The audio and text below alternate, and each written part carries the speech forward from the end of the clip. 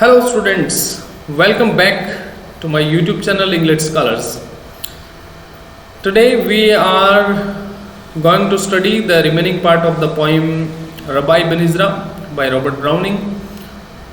Robert Browning, as you know, was a very important literary figure of Victorian English literature, and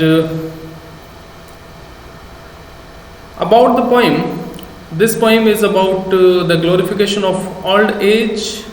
इस poem में उन्होंने old age के बारे में बताया है और साथ ही उन्होंने कहा है कि ओल्ड एज और यंग एज दोनों के जो पॉजिटिव एस्पेक्ट हैं उनको हमें देखना चाहिए और दोनों मिलकर के लाइफ को कंप्लीट बनाते हैं. गॉड का जो प्लान है वो दोनों एजेस को मिला करके और एक होल बनाने का प्लान है. ये पोइम 1864 में पब्लिश हुई थी. 192 इसमें लाइंस हैं और इसमें उनका जो पॉजिटिव आउटलुक है ब्राउनिंग का, ऑप्टिमिस्टिक जो उनकी फिलॉसफी है, आशावादी उनका दृष्टिकोण, वो हमें देखने को मिलता है. रबाई बेन इज़रा जो अब्राहम इब्न इज़रा थे, 12th सेंचुरी के एक जूइश स्कॉलर थे, विद्वान थे और वो वास्तव में एक थे पर्सन, ऐसा नहीं है कि वो कोई काल्पनिक व्यक्ति हैं. आइए अब हम पोइम पढ़ते हैं आगे. जो फर्स्ट पार्ट है उसमें हमने पढ़ा था. पोइट कहते हैं कि ओल्ड एज जो है वो यंग एज का एक एडवांस्ड स्टेज है. ओल्ड एज में व्यक्ति जो है वो एक्सपीरियंस्ड हो जाता है और वो अपनी जो यंग एज की जो उसके अंदर एक एम्बिशन थी या उसके अंदर जो कमियां थी, कमजोरियां थी, उनको अब वो इवेलुएट करता है और अपनी लाइफ को वो कंप्लीट कर सकता है, यानी अपने उद्देश्य को वो हासिल कर सकता है. ये फर्स्ट पार्ट में हमने पढ़ा था. अब हम आगे का पार्ट पढ़ते हैं. Our soul in its rose mesh pulled ever to the earth still yearns for rest would be some prize might hold to match those manifold possessions of the brute gain most as we did best. Brute शब्द यहाँ पे पहले भी आया था, animal के लिए आया है और यहाँ पे ये अविकसित मनुष्य के लिए आता है, यानी जो ह्यूमन बीइंग है जो सिर्फ शरीर के लिए जीता है, बॉडी के लिए जीता है, आत्मा के लिए नहीं. रोज मैश, यहाँ पे पोइट ने कंपेयर किया है शरीर को एक रोज यानी गुलाब के फूल से और आत्मा सोल जो है वो उसमें कैद है. ये एक मेटाफोरिक वे में उन्होंने कहा है कि जो आत्मा है वो शरीर रूपी गुलाब के फूल में और आत्मा कैद है. Pulled ever to the earth, और वो हमेशा खींचती रहती है जमीन की तरफ, यानी जो भौतिक चीज़ें हैं वो हमें आकर्षित करती हैं. स्टिल yearn फॉर रेस्ट, लेकिन आत्मा आराम करने की इच्छा करती है. yearn का मतलब desire. Would be some prize might hold to match those manifold possessions of the brute, तो क्या जो भौतिक जगत के लोग हैं यानी जो शरीर को महत्व देते हैं वो जो हासिल करते हैं उनकी तुलना में जिन लोगों को आत्मा को जो महत्व देते हैं, क्या वो अपने possessions को यानी अपनी जो उनके पास क्वालिटीज़ हैं क्या उनको वो उनसे तुलना कर सकते हैं. Gain most as we did best, जितना हम बेहतर करते हैं उतना हम ज़्यादा प्राप्त करते हैं. Let us not always say spite of this flesh today I strove made head gain ground upon the whole as the bird wings and sings let us cry all good things are ours. अब वो कहते हैं कि शरीर और आत्मा ये दो पंखों की तरह है. एक पक्षी के जैसे दो पंख होते हैं और वो उन दोनों पंखों से उड़ता है, तो वैसे ही शरीर और आत्मा है. हमें ये नहीं कहना चाहिए कि शरीर के और जो वाइसेस हैं यानी जो मानव का शरीर है उसको हमेशा दुर्गुण से जोड़ के देखा जाता है, यानी काम, क्रोध, मद, मोह, लोभ, ये सारे जो हैं वो ईर्ष्या, ये सब इंसान को और अपनी आध्यात्मिक प्रगति से रोकते हैं. तो लेकिन पोइट कहते हैं कि ऐसा नहीं है, दोनों चीज़ें ज़रूरी हैं, आत्मा भी ज़रूरी है और शरीर भी ज़रूरी है. All good things are ours, सारी अच्छी चीज़ें हमारी हैं। सोल हेल्प फ्लैश मोर, आत्मा शरीर की मदद करती है, फ्लैश हेल्प सोल, और शरीर आत्मा की मदद करता है, यानी आगे बढ़ने में दोनों एक दूसरे की मदद करते हैं। Therefore I summon age to grant youth heritage, life struggle having so far reached its term, then shall I pass approved a man forever removed from the developed brute। फिर से ब्रूट वर्ड आया यहाँ पे। Brute का शब्द आप समझ गए होंगे, एनिमल, यानी जो सिर्फ भौतिक चीज़ों को महत्व देता है, ऐसा व्यक्ति जो अभी पूरा विकसित नहीं हुआ है, जो शरीर को ही ज़्यादा महत्व देता है।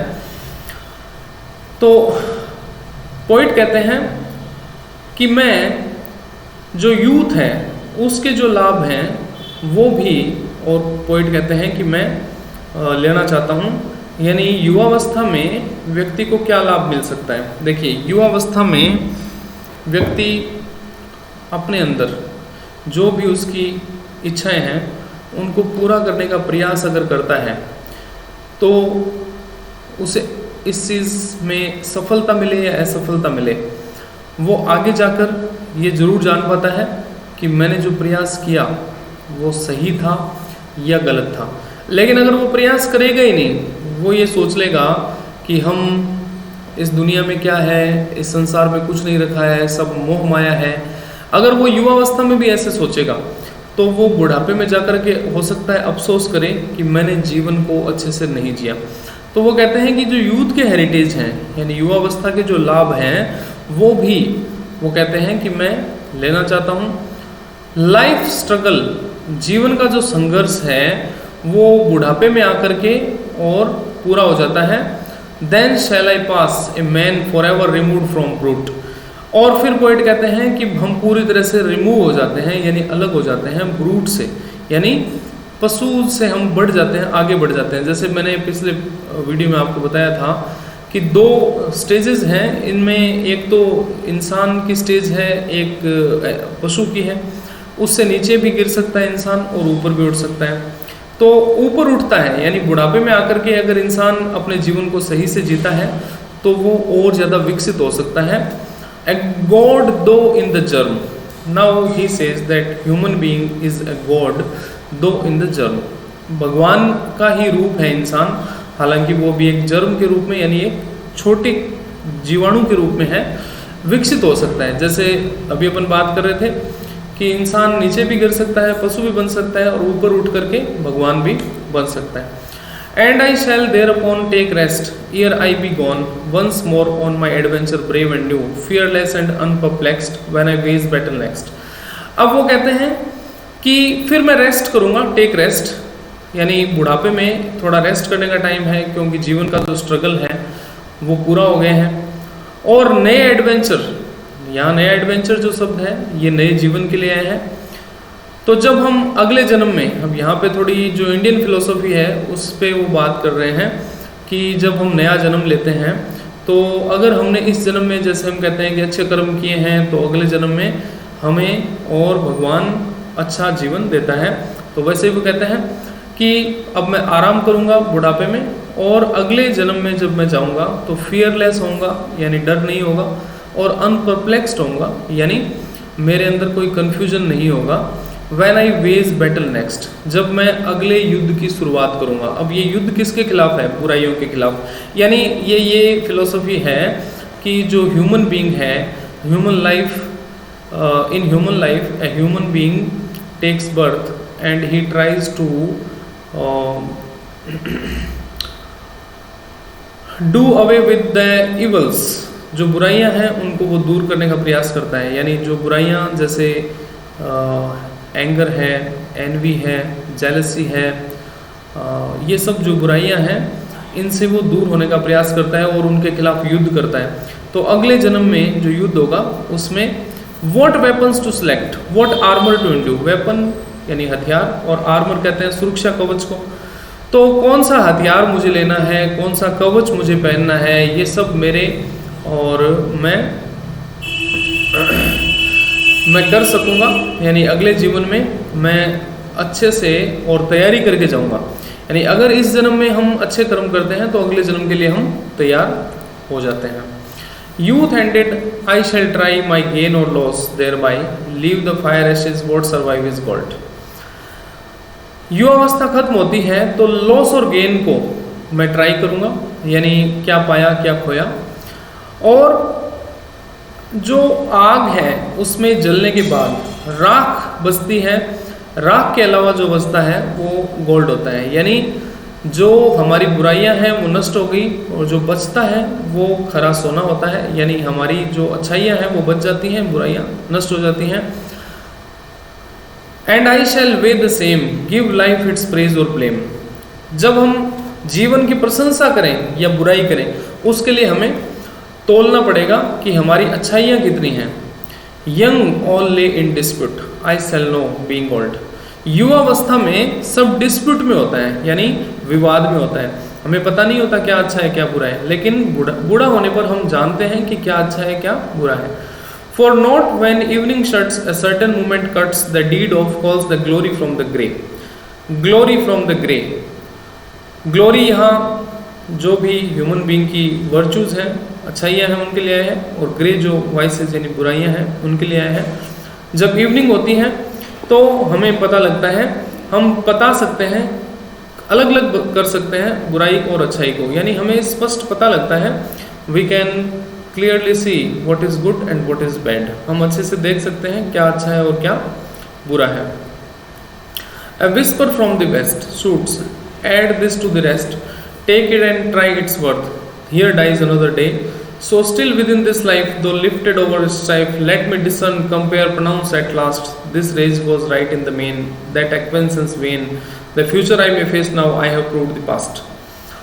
तो जैसे यहाँ एक दिन से वो कंपेयर करते हैं लाइफ को, कि जैसे एक दिन खत्म होता है तो शाम होती है, शाम के बाद फिर रात हो जाती है, वैसे ही जीवन में भी इवनिंग होती है यानी ओल्ड एज आती है, और फिर डेथ यानी नाइट जो है वो आती है।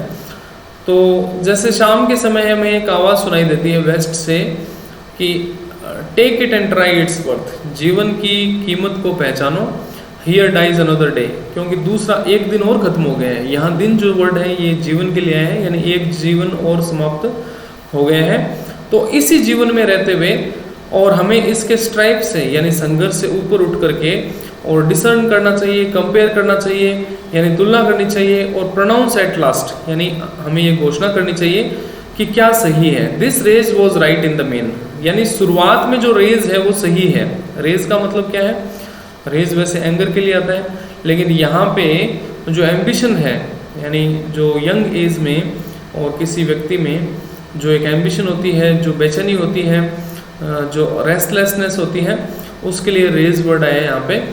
और अगर हम उसी को एक्वेंसेंस वेन द फ्यूचर आई में फेस, यानी अगर हम जीवन को व्यर्थ करते हैं, बर्बाद करते हैं उसी में, तब ये गलत है।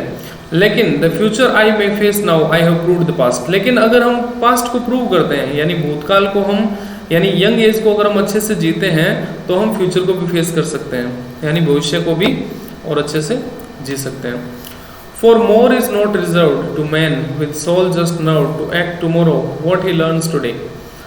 More is not reserved. इंसान के लिए ज़्यादा कुछ बाकी नहीं है, सिर्फ एक जीवन ही उसे मिला हुआ है।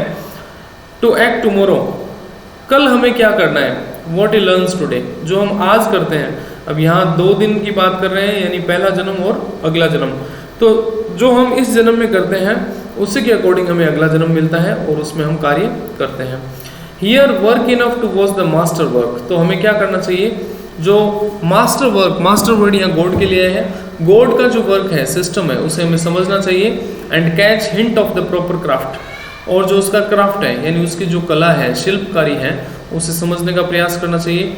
Tricks of the tools true play, और जो ये प्ले है यानी संसार जो है, ये दुनिया जैसे चल रही है, इसके जो ट्रिक्स हैं, इसमें जो इसकी जो बारीकियां हैं, इसमें जो भी और इसके अंदर जो चीज़ें हमें समझनी चाहिए कि कैसे ये दुनिया चल रही है, क्या हो रहा है, क्या सही है, क्या गलत है, और दुनिया क्या यही हकीकत है या कुछ और इसके अलावा और हकीकत है, ये चीज़ें हमें जानने का प्रयास करना चाहिए।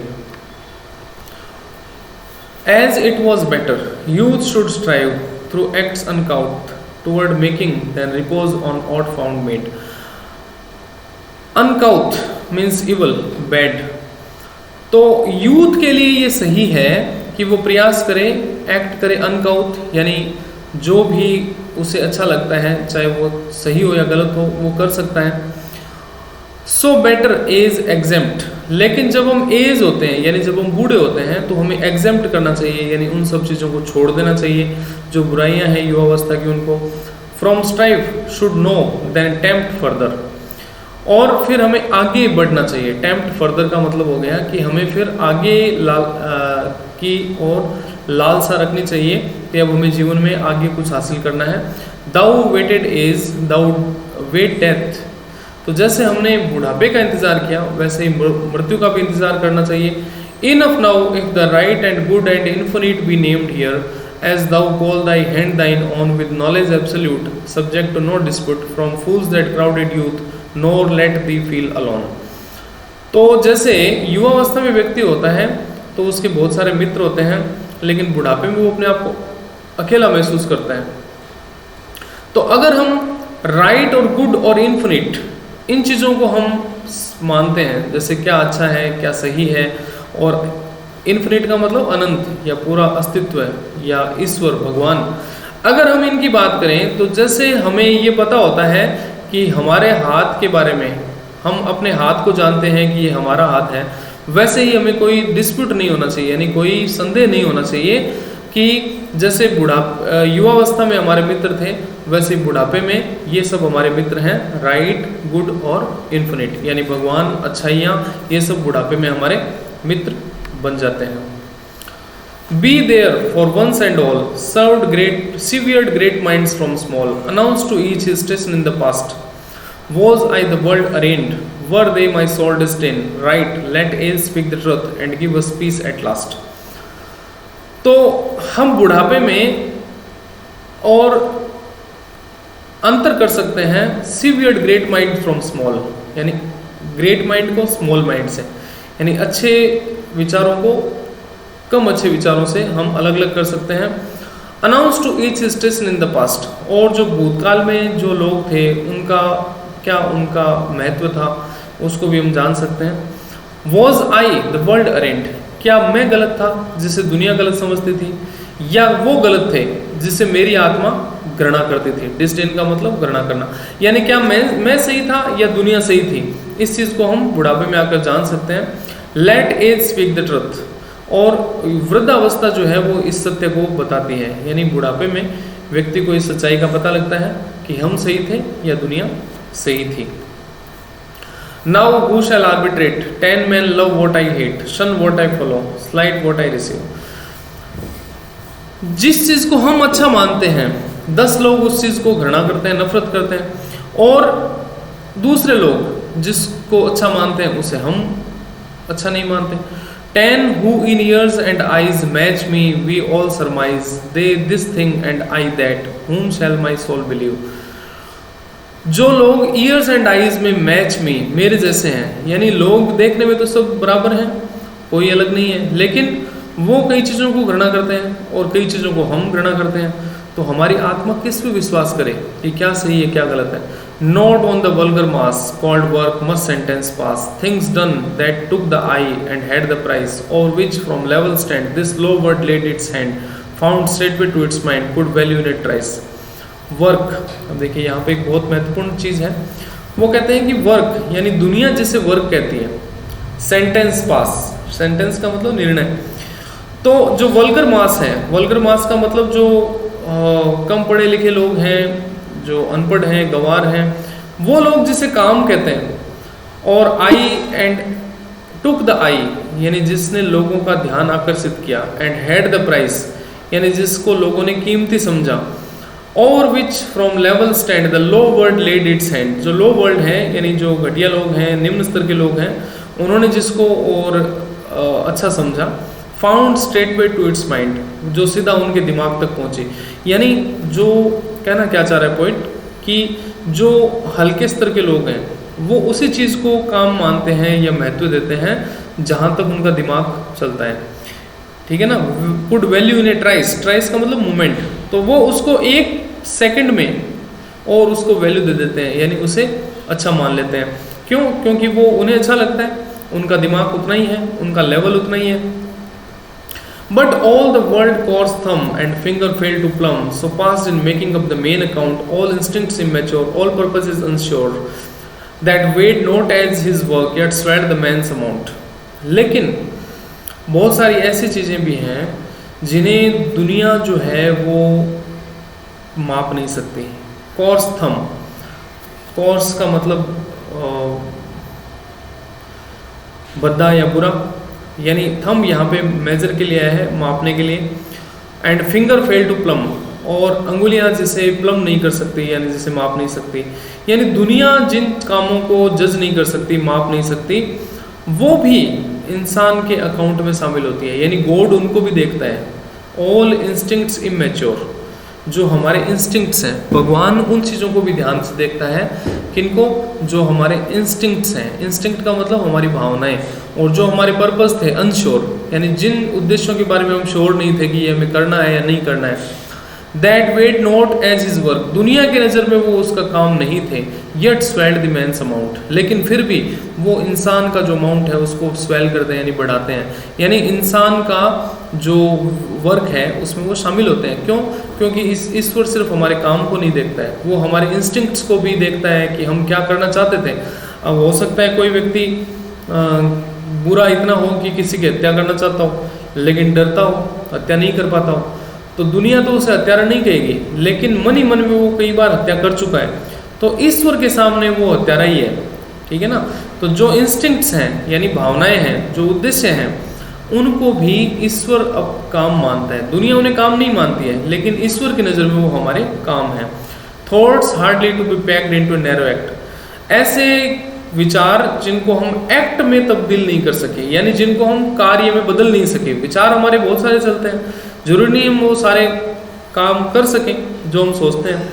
Fancies that broke through language and escaped, कल्पनाएं हमारी जो भाषा में नहीं आई और स्केप यानी बच गई, यानी जिसे हम कह नहीं सके। हो सकता है हम किसी को गाली देना चाहते हो लेकिन बोले नहीं, मन मन में गाली निकाली हो, तो लोग तो उसको नहीं मानते, लेकिन ईश्वर उनको भी देखता है, उनको भी वो जज करते हैं।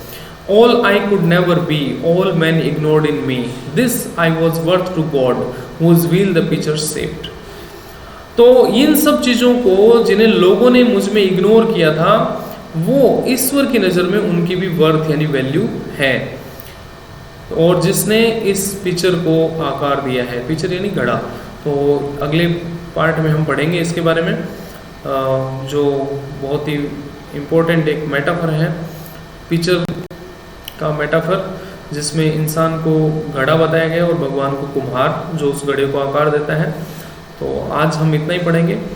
Thanks a lot.